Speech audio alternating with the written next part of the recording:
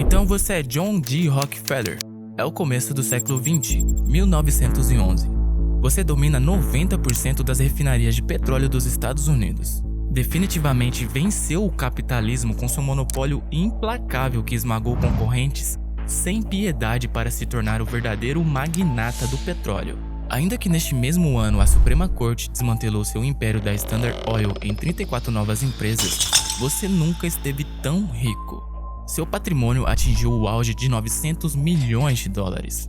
Esse valor é tão astronômico que, ajustado para os dias de hoje, seria necessário combinar Elon Musk, Jeff Bezos e Bill Gates para bater sua fortuna.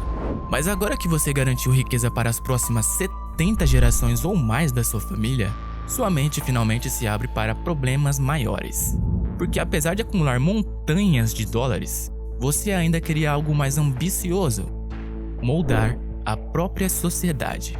E o mecanismo mais eficiente que você encontrou para isso foi também o mais simpático: a filantropia.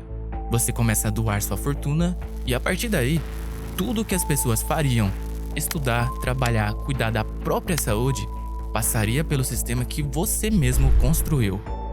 Esse sistema vai moldar escolas, hospitais, governos e até a mente das pessoas que viverão séculos depois da sua morte. Então, foi dessa forma que a Matrix Rockefeller foi criada e até hoje milhões tentam escapar.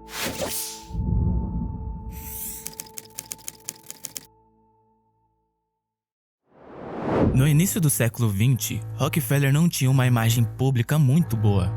Seus cartéis secretos, manipulação de fornecedores e outras práticas duvidosas que destruíram seus concorrentes causavam ódio nos 4 cantos do país. Só que as pessoas podem até odiar o bilionário, mas não podem odiar quem doa dinheiro.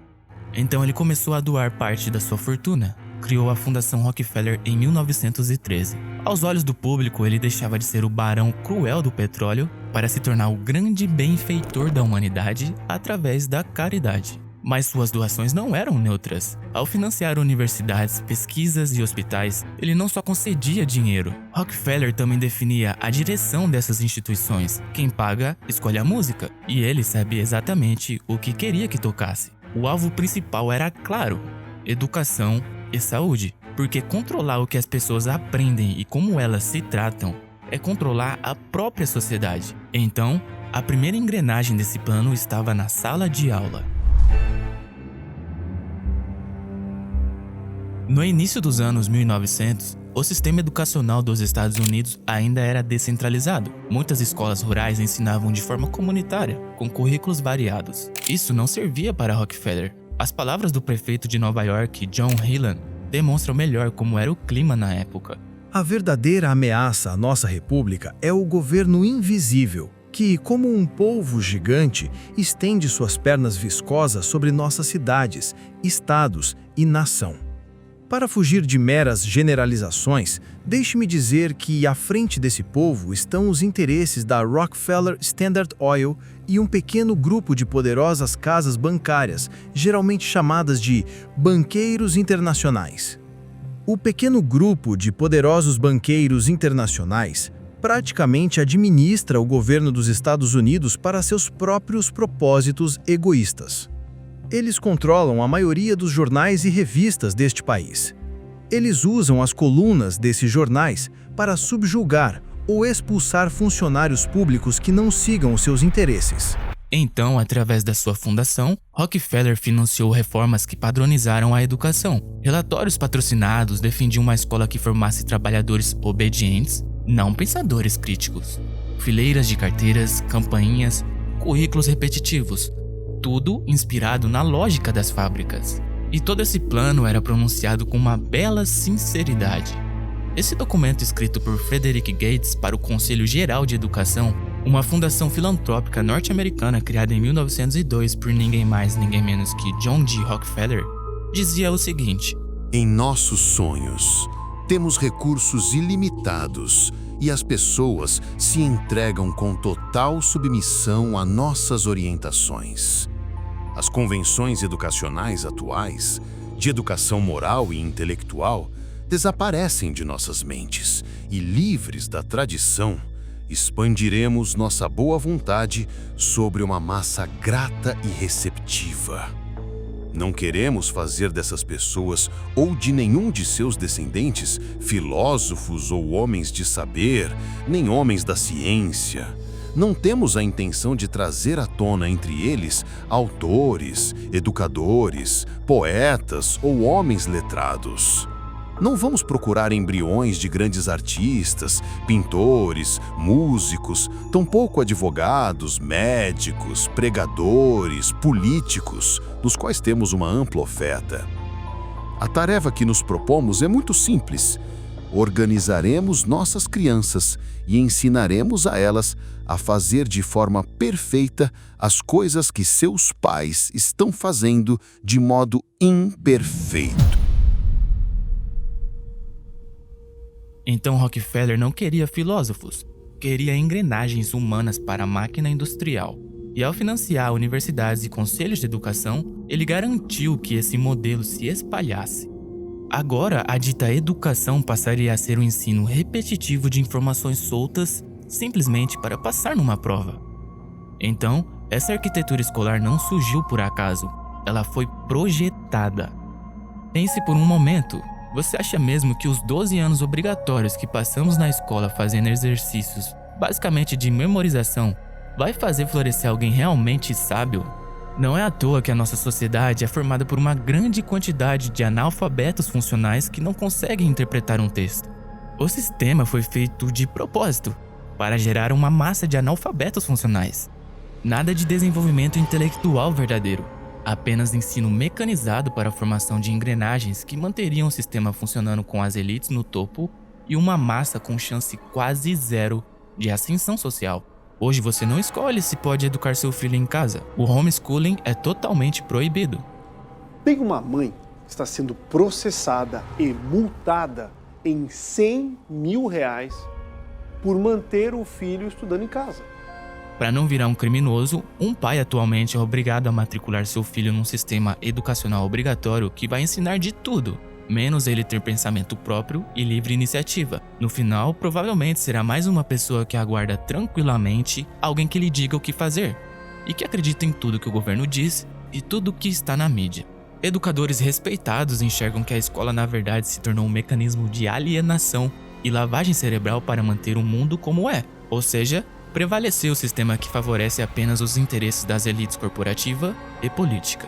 Mas a ambição de Rockefeller não parou por aí. Ele também queria controlar como as pessoas lidavam com o próprio corpo.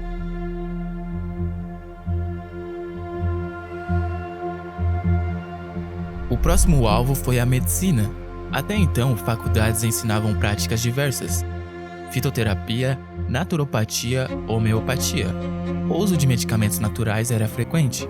Esse ecossistema descentralizado era imprevisível. Rockefeller precisava de um padrão. Então, em 1910, financiou o famoso relatório Flexner, em parceria com Carnegie. Um homem chamado Abraham Flexner viajou pelos Estados Unidos para informá-lo sobre o funcionamento da medicina e dos hospitais em todo o país. O compilado de informações e as recomendações contidas no relatório Flexner resultou no modelo médico que temos hoje. As faculdades de medicina e os hospitais foram obrigados a adotar as recomendações ali dispostas. O resultado? Centenas de escolas médicas foram fechadas. O que restou foram instituições moldadas por Rockefeller, ensinando uma medicina centrada no uso de drogas patenteadas. E detalhe, Flexner, na época, defendeu o fechamento de todas as faculdades de medicina historicamente negras. Naquele tempo, o seu racismo era escancarado a tal ponto que ele chegou a declarar no seu relatório que um sanitarista negro bem treinado será imensamente útil, enquanto um negro com um diploma de medicina é perigoso. Mas por quê? Por que Rockefeller tinha tanto interesse em moldar a medicina?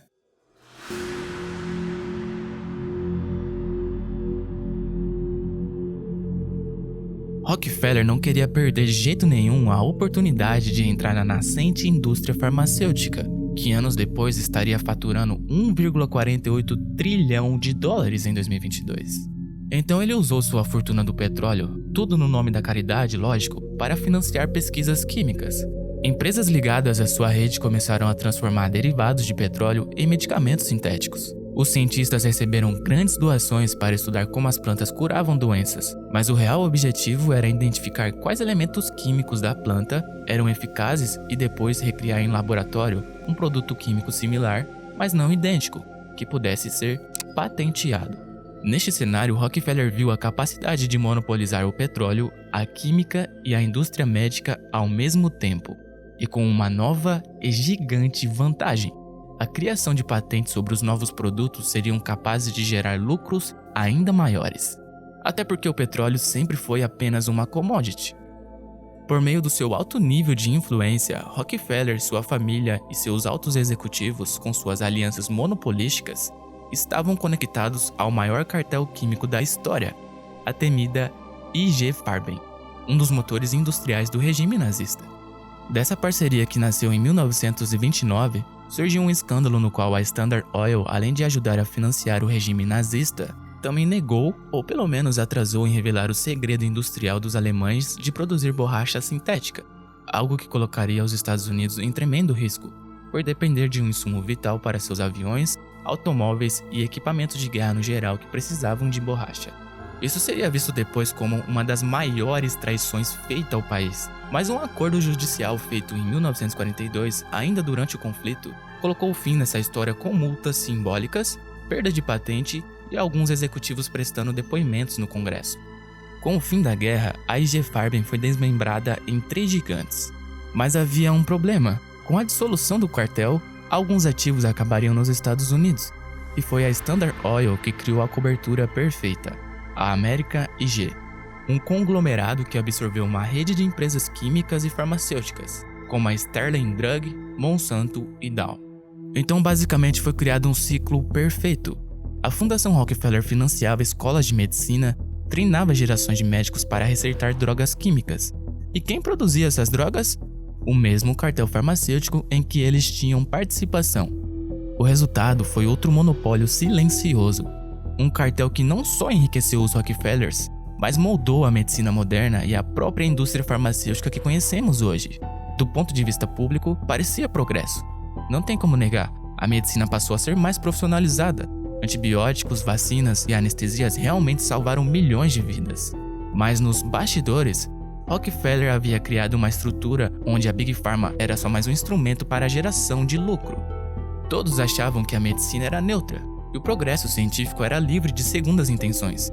Mas no fundo, os dois estavam em última instância servindo aos interesses privados.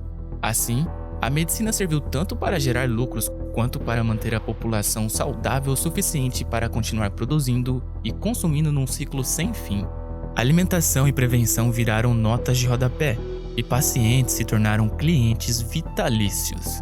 Terapias alternativas completamente marginalizadas e rotuladas como charlatanismo. Atualmente as pessoas olham para você como um esquisitão se você fala sobre as propriedades curativas das plantas ou de quaisquer outras práticas que não focam apenas na doença ou sintomas. Médicos que tentam trilhar um caminho um pouco fora do consenso foram e são crucificados. E para que ninguém percebesse esse truque, Rockefeller precisou controlar também mais uma coisa.